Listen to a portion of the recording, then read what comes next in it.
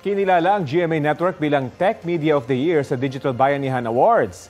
Iginagawad ang parangal sa mga kumpanya at individual na isinusulong ang digital economies at innovation sa kani-kanilang larangan.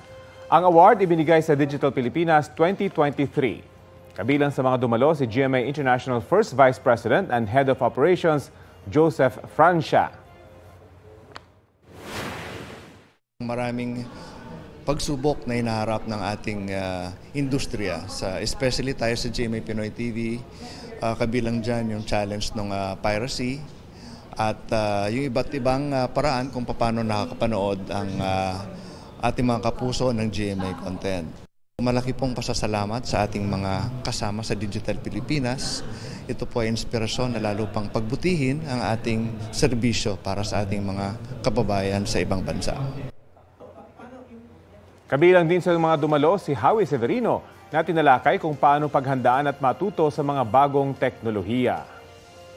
Kapuso, alamin ang maiinit na balita. Bisitahin at mag-subscribe sa GMA Integrated News sa YouTube. Sa mga kapuso abroad, samahan nyo kami sa GMA Pinoy TV at sa www.gmanews.tv.